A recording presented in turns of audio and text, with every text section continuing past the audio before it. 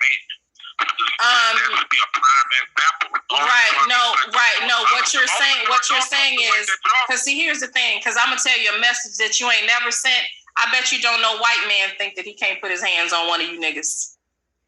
You worried about a woman. I bet you that white man don't have a problem putting his knees on your neck and putting hands and feet on you. But you worried about whether or not a woman should put her hands on you, right? You want to send a clear message to women, but you've never sent a clear message to men, right? You want women to fear you. What the hell I'm gonna fear you for if don't no men fear you? Okay, because like make it make sense. You want women to fear you, but men don't even fear or respect you. Men don't fear you. That's the problem. Black women don't have to respect men that nobody fears. There may be individual black men that are feared or whatever, but as a group, nobody is afraid of you. Nobody is threatened by you. Nobody is challenged by you. Nobody is scared about anything. You're literally hold no bearing or weight collectively on anything. If you all disappear, right, there would be individuals that may have individuals who are supported by their men. They will be missed. But if you disappear as a group, right, this country would go on. Okay, you're not needed. You don't matter. Okay, there is no reason to fear you. The only message that you send is that you are a public nuisance, that you are violent, that you lack self-control, that you're an unnecessary element. That's the message that you send. And I don't think you understand that. Okay, can you hear me? The only person that was violent in that situation was that black woman. She was gaslit by a hood rat. She was gaslit. Okay. When men behave like women and get hyper emotional, it invokes that emotion, right? Just like how you get all hyper and you can't talk like you're doing now. You know what I'm saying? That's what happened. She was being picked with, and he pulled it out of her. Okay, he pulled it out of her. He did. She shouldn't have been in that situation. But anyway, what about the...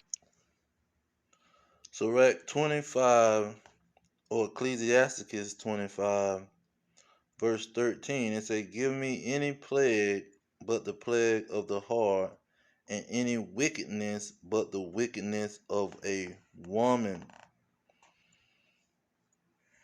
Verse 19 of Ecclesiasticus 25, all wickedness is but little to the wickedness of a woman. And see, this is the prime example of these women that we dealing with in our nation. Now that's Ecclesiastes verse 7 and 26. It say, and I find more bitter than death the woman, whose heart is snares and nets, and her hands as bands. Whoso pleases God shall escape from her, but the sinner shall be taken by her. You see, these women thoroughly have joined the adversary. They have joined Satan. And Satan means the adversary. Satan don't mean some fallen angel from the sky. Some spirit that God created that just done went crazy and doing what he want to do. No, Satan is the adversary of the so-called black man, these other nations, Chinese, Arabs, the white man, Africans. See, all of these enemies, these adversaries of the so-called black man, these women has joined their mind and joined their side. This lady said, we are irrelevant to this country and this whole world pretty much. If they exterminated us, we wouldn't be missed. We're only a nuisance to the world. You see, this is what these women think in their head. And they really think that the so-called white man got some power, that he can subdue us when he can't beat us in football, basketball, soccer, no physical sport.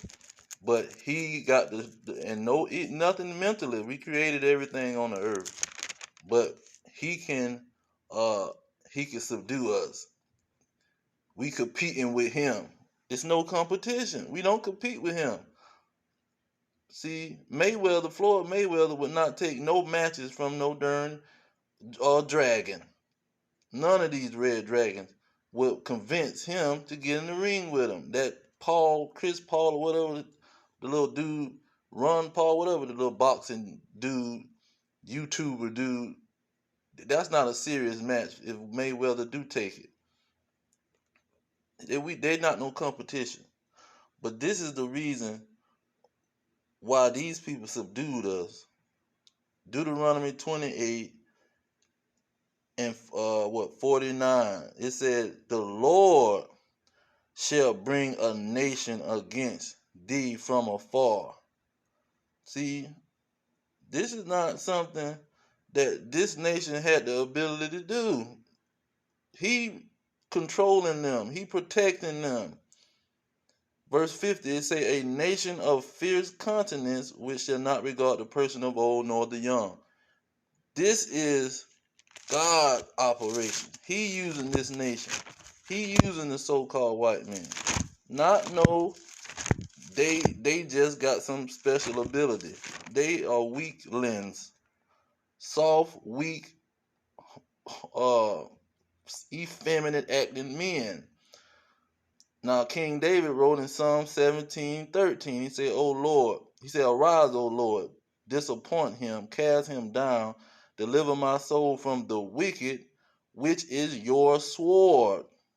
Verse 14, from men which are your hand. See, God is putting his hand on the white man and punishing these Negroes.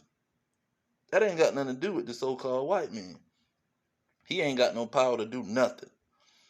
It says, oh Lord, from men of the world, meaning this world. He using the men, the non-Israelites of this world, and he punishing the Israelites with these men. These men ain't got no power, man. But see, the women, see, they looking at the history and not understanding.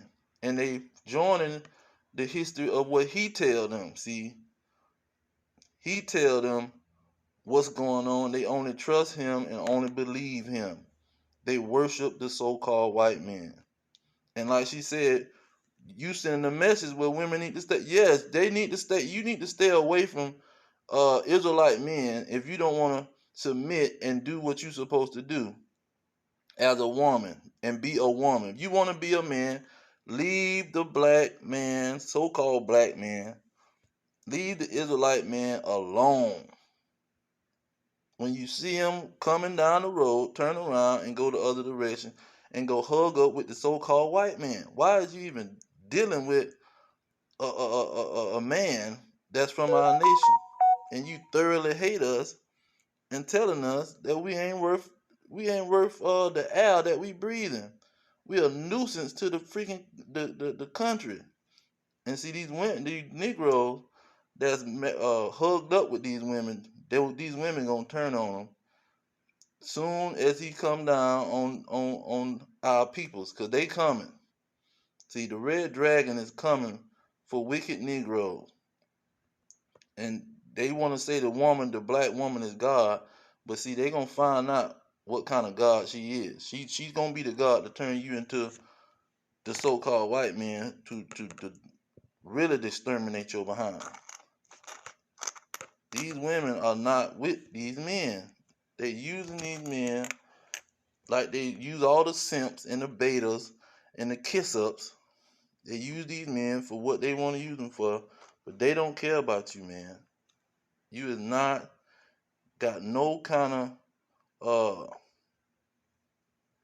man, these women, they do just like King Solomon said, they're worse than death.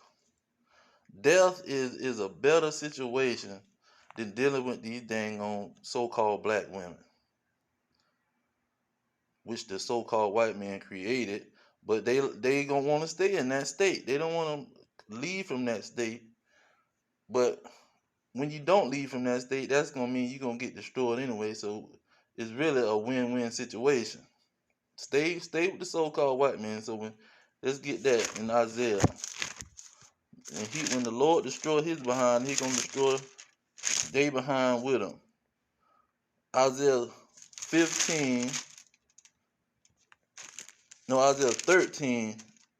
and 15. It say, everyone that is found shall be thrust through, and everyone that is joined unto them shall fall by the sword. See, this is what's gonna happen to these women, man. Cause they is thoroughly joined to the so-called white man and any other nation that pop up coming against the so-called black man. They brothers, sisters, uncles, brothers, cousins, uncles, and fathers who brought them into the world. See, but I'm gonna leave it there.